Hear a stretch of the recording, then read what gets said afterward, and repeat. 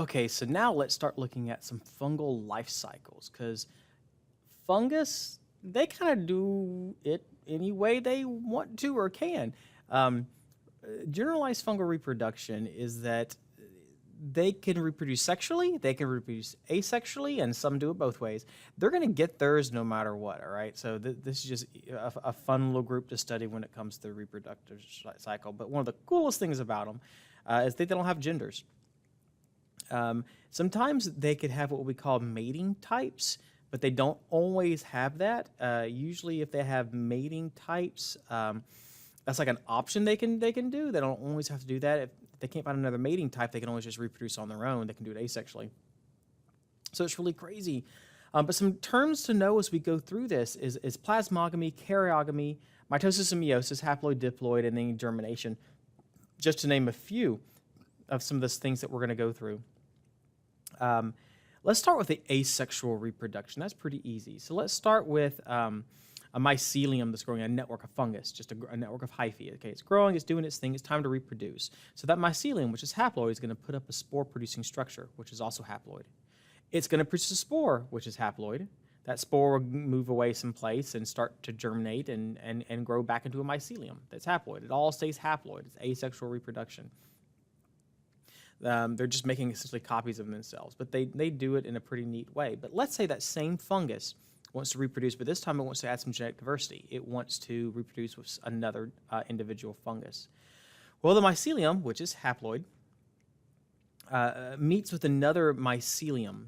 Okay, so the mycelium of two different mating types are gonna touch, and it's not different genders; it's different mating types. There's a difference between them. They're going to fuse together, but this nucleus, the two different cells are going to fuse, but the nucleuses are not going to fuse. So there's one cell with two nucleus in it for a time. And we call that dikaryotic, meaning two nuclei. It's not haploid, it's not diploid, because nothing's fused together yet. It's just two karyotes, two nuclei, so we call that dikaryotic.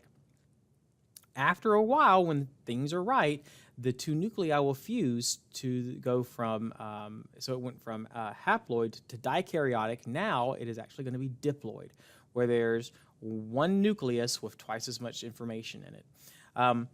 That will then go through meiosis, right, and split right back down to haploid, but the genes are all mixed up now. And then that haploid spore-producing structure will produce spores, they'll germinate, they'll grow back into a mycelium, and so forth, either through asexual or sexual reproduction. All right, so the good things there are the plasmogamy, where the fusion of the cytoplasm happens, but so it's one cell, but there's two separate nuclei inside. That's plasmogamy, when the fusion of the cytoplasm. Then we call that cell dikaryotic because there's two nuclei in one cell. And then, when those two nuclei finally fuse together and make one nuclei, then that is going to be karyogamy, the fusion of the nucleus. And that makes a diploid cell.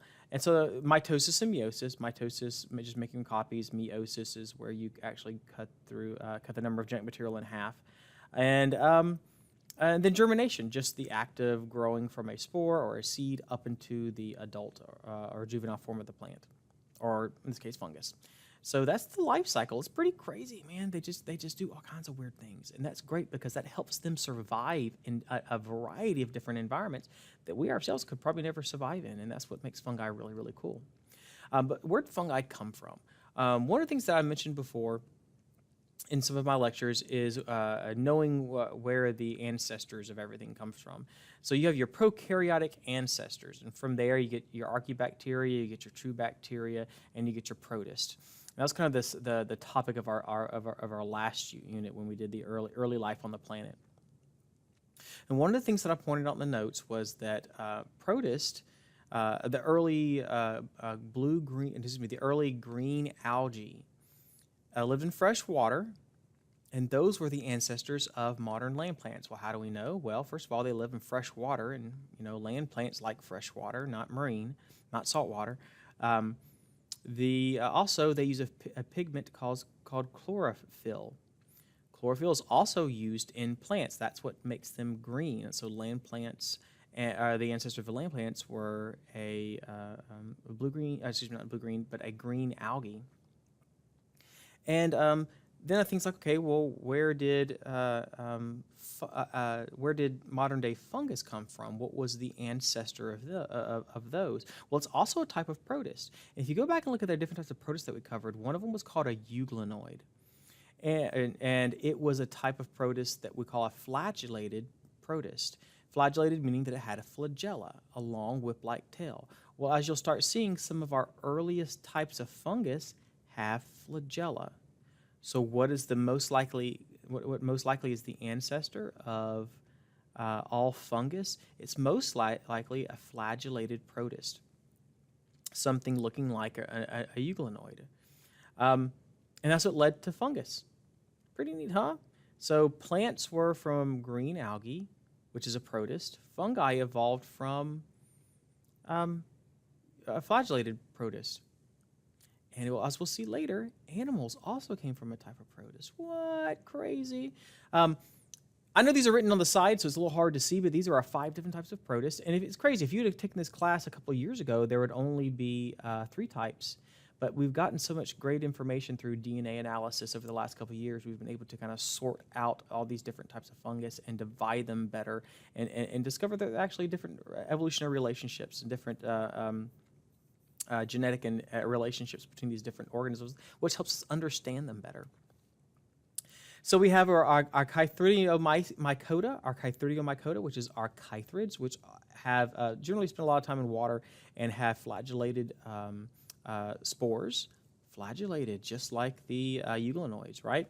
And then the rest of them have kind of lost the flagella. We have our Zygomycota, we have our Glomerulomycota, our Ascomycota, and our Basidiomycota.